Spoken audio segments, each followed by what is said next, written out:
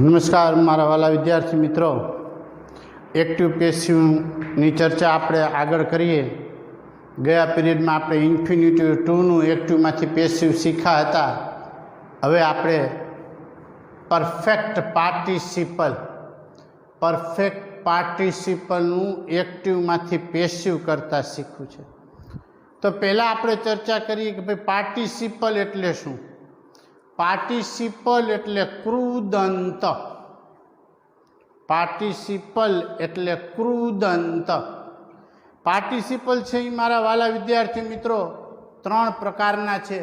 Participle છે એ મારા વાલા વિદ્યાર્થી મિત્રો 3 પ્રકારના છે. એક પ્રેઝન્ટ પાર્ટિસિપલ, 2 પાસ્ટ પાર્ટિસિપલ અને 3 પરફેક્ટ પાર્ટિસિપલ. પ્રેઝન્ટ પાર્ટિસિપલ એટલે કોઈ પણ ક્રિયાપદના મૂળરૂપની પાછળ આઈએનજી લગાડવામાં આવે એટલે એને પ્રેઝન્ટ પાર્ટિસિપલ કહે છે. પાસ્ટ પાર્ટિસિપલ એટલે કે ક્રિયાપદના ભૂતકૃદંતના રૂપને એટલે કે ક્રિયાપદના ત્રીજા રૂપને પાસ્ટ પાર્ટિસિપલ કહે છે. અને હવે આવે પરફેક્ટ પાર્ટિસિપલ. તો હવે પરફેક્ટ પાર્ટિસિપલ એટલે એવું કહેવાય છે, પરફેક્ટ પાર્ટિસિપલ જે છે એ પ્રેઝન્ટ પાર્ટિસિપલ અને પાસ્ટ પાર્ટિસિપલનું કોમ્બિનેશન. પ્રેઝન્ટ પાર્ટિસિપલ અને પાસ્ટ પાર્ટિસિપલનું કોમ્બિનેશન. કારણ કે પરફેક્ટ પાર્ટિસિપલમાં ઉપયોગ કરવામાં આવે છે હેવિંગ. હેવની પાછળ આઈએનજી મૂકો એટલે હેવિંગ, એટલે આ પ્રેઝન્ટ પાર્ટિસિપલ થયું. અને એની સાથે હંમેશા ક્રિયાપદનું ભૂતકૃદંતનું રૂપ આવે એટલે એ પાસ્ટ પાર્ટિસિપલ થયું. એટલે એમ કહી શકાય કે પરફેક્ટ પાર્ટિસિપલ એટલે કે પ્રેઝન્ટ પાર્ટિસિપલ અને પાસ્ટ પાર્ટિસિપલનું બંનેનું સરવાળો કરો અને એ વાક્ય રચના પરફેક્ટ પાર્ટિસિપલની બને છે. ઉપયોગ શું પાર્ટિસિપલનો? તો ભાઈ કોઈ પણ 2 ક્રિયાઓ થઈ હોય, એ બંને ક્રિયાઓમાંથી જે ક્રિયા પ્રથમ થઈ હોય એને રજૂ કરવા માટે પાર્ટિસિપલનો ઉપયોગ થાય. ને એમાં આપણે આજે પરફેક્ટ પાર્ટિસિપલનું એક્ટિવમાંથી પેસિવ મારા વાલા વિદ્યાર્થી મિત્રો શીખવાનું છે. ને આ પરફેક્ટ પાર્ટિસિપલનું અતિશય સરળમાં સરળ છે. કારણ કે આનું નકાર વાક્ય ન થાય, WH ક્વેશ્ચન વર્ડનો એટલો ઉપયોગ નથી થતો ને પ્રશ્નાર્થ વાક્ય ન થાય. હકાર વાક્ય જ સૌથી વધુ પૂછાય. આ એનું સૌથી સરળમાં સરળ મુદ્દો. હેવિંગ પ્લસ V3 એટલે perfect participle. Having taught English he left the class. અંગ્રેજી ભણાવીને તે વર્ગખંડ છોડી ગયા. Having taught English he left the class. આ પરફેક્ટ પાર્ટિસિપલનું છે. Having hit the ball for sixer. Having hit the ball for sixer, Dhoni completed his century. આ પરફેક્ટ પાર્ટિસિપલ છે. હવે એનું એક્ટિવ વાક્યમાં કરતા ક્યારેક આપેલું હોય અને ક્યારેક નોય આપે. એમાં હેવિંગ પ્લસ V3 અને કર્મ આવે, અન્ય શબ્દ, અને પછી અહીંયા તમને બીજું વાક્ય આપેલું હોય, બીજી ક્રિયા આપેલી હોય. હવે આનું આપણે મારા વાલા વિદ્યાર્થી મિત્રો પેસિવ કરવું હોય તો નિયમ પ્રમાણે કર્મ જે છે એ આગળ આવી જશે. આ કર્મ એક વચન હોય કે બહુવચન હોય, બધા સાથે હેવિંગ શબ્દ આવશે. ને હેવિંગ મૂક્યા પછી બીન શબ્દ આવે. હેવિંગ મૂકો એટલે બીન શબ્દ આવે. અને આ પછી ક્રિયાપદનું જે છે ત્રીજું રૂપ એટલે કે ભૂતકૃદંતનું રૂપ જે વાક્યમાં આપેલું હોય એ જ અહીંયા આપણે લખી નાખવાનું. અન્ય શબ્દ આપેલા હોય તો લખવાના, ન આપેલા હોય તો નહીં લખવાના. પછી પ્રેપોઝિશન બાય લઈ અને કર્તા વિભક્તિ આપેલ હોય તો જ તો જ એને કર્મ વિભક્તિમાં ફેરવવાનું નામ આપેલું હોય તો ના. અહીંયા હું કાઉન્સ કરીને બતાવું છું, આપેલું હોય તો જ લખવાનું છે, નહીંતર પછી બીજું વાક્ય જે છે એ આપણે લખી નાખવાનું બીજું. પણ હા જો બીજા વાક્યમાં કર્મ આપેલ હોય તો તમારે એ વાક્યનું પેસિવ કરવું પડે. જો બીજા વાક્યમાં કર્મ આપેલ હોય તો તમારે એનું પેસિવ કરવું પડે. જો કર્મ આપેલ ન હોય તો એનું વાક્યનું પેસિવ ન કરવું પડે, એને એમ રાખવું પડે. ઉદાહરણ આપણે જોઈએ, ચર્ચા કરીએ છીએ એટલે સાથે સાથે ઉદાહરણ જોઈએ. મારા વાલા વિદ્યાર્થી મિત્રો, અહીંયા હું એક્ટિવ વાક્ય લખું, આ એક્ટિવ વાક્ય બસ. અહીંયા હું લખું કે having taught, TAUGHT, having taught English, having taught English અલ્પવિરામની નિશાની, હી લેફ્ટ ધ ક્લાસ, તે વર્ગખંડ છોડી ગયા. હી લેફ્ટ ધ ક્લાસ, તે વર્ગખંડ છોડી ગયા. હવે આ વાક્યનું મારે પહેલાં એક્ટિવમાંથી પેસિવ કરવાનું. ઇંગ્લિશ કર્મ છે એટલે એને હું આગળ લઈ આવું. મારા વાલા વિદ્યાર્થી મિત્રો, મારા જીગરના ટુકડાઓ, આ ઇંગ્લિશ આવી ગયું.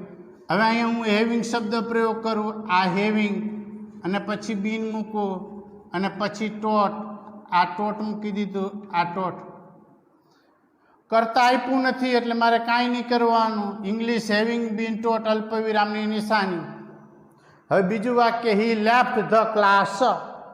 હી લેફ્ટ ધ ક્લાસ સાદા ભૂતકાળનું વાક્ય, જેમાં ધ ક્લાસી કર્મ આપેલું છે એટલે મારે એને કર્મને આગળ લેવાનું. The class was left by him. અહીંયા સાદા ભૂતકાળનું પેસિવ તમારે યાદ રાખવું પડે. સાદા ભૂતકાળવાળું વાક્ય તમને આપેલું છે, એમાં પેસિવ છે. He left the class, the class was left by him કરવું પડે.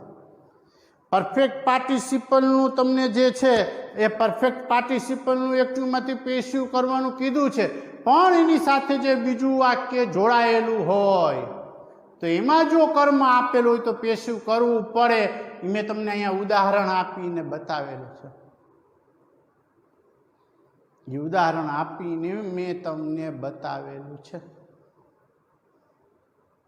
કે તમને બીજા વાક્યમાં કર્મ આપેલું છે, બીજા વાક્યમાં કર્મ આપેલું છે તો આપણે એનું પેસિવ કરવું પડે. આ ઉદાહરણ છે, જોઈએ. બીજું ઉદાહરણ જોઈએ. હજી એક જ ઉદાહરણ કર્યું છે, આપણે બીજું ઉદાહરણ જોઈએ મારા વાલા વિદ્યાર્થી મિત્રો. સચિન, સચિન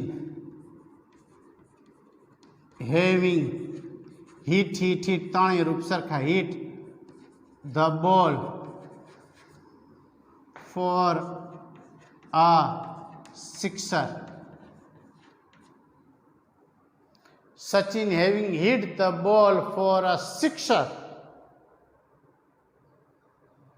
બરાબર, અલ્પવિરામની નિશાની.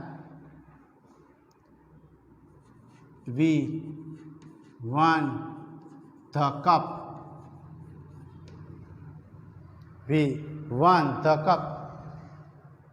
હવે અહીંયા ધ બોલ એ કર્મ આપેલું છે તો અહીંયા હું પેલા એક્ટિવમાંથી પેસિવ કરું એટલે અહીંયા ધ બોલ શબ્દ પ્રયોગ કરું, ધ બોલ. પછી હું હેવિંગ શબ્દ પ્રયોગ કરું, આ હેવિંગ. પછી બીન, હિટ, હિટ, હિટ, ત્રણેય રૂપ સરખા, આ હિટ. અન્ય શબ્દ મને ફોર અ સિક્સર આપેલું છે, અ સિક્સર. અને સચિન કરતા આપેલું છે એટલે હું અહીંયા બાય સચિન મૂકું, આ બાય સચિન મૂકી દીધું, અલ્પવિરામની નિશાની.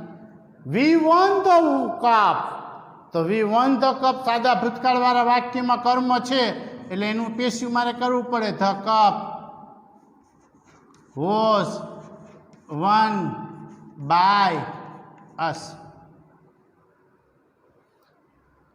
આ થઈ ગયું. બે વાક્યમાં કર્મ હતા તો મેં બે વાક્યનું પેશિવ કરીને તમને બતાવ્યું છે મારા વાલા વિદ્યાર્થી મિત્રો, મારા જીગરના ટુકડાઓ તમે જોઈ શકો છો કે હેવિંગવાળા વાક્યમાં કર્મ છે તો એનું મેં એક્ટિવમાંથી પેસિવ કર્યું છે, બીજા વાક્યમાં પણ કર્મ છે તો મેં એનું એક્ટિવમાંથી પેસિવ કર્યું છે. તમારી નજર સમક્ષ છે, થઈ શકે છે. સર, એક જ વાક્યમાં કર્મ હોય એવું ઉદાહરણ આપો ને. પરફેક્ટ પાર્ટિસિપલમાં એક જ વાક્ય હોય, બે વાક્ય હોય પણ કર્મ એક જ વાક્યમાં હોય પરફેક્ટ પાર્ટિસિપલની અંદર, એનું ઉદાહરણ આપો. આપી દઉં મારા વાલા વિદ્યાર્થી મિત્રો, એનું ઉદાહરણ આપું મારા દીકરાઓ. આ ઉદાહરણ તમને આપી દઉં. આ હેવિંગ શબ્દ પ્રયોગ કરો. Having repaired his bicycle. Having repaired his bicycle, he went to school.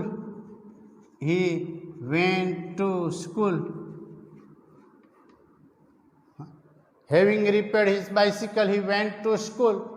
તો હવે અહીંયા પેશિવમાં હું રૂપાંતર કરું મારા વાલા વિદ્યાર્થી મિત્રો. તો હિઝ બાઇસિકલ પેલા શબ્દ પ્રયોગ કરું, ઘરમાં આગળ આવી ગયું.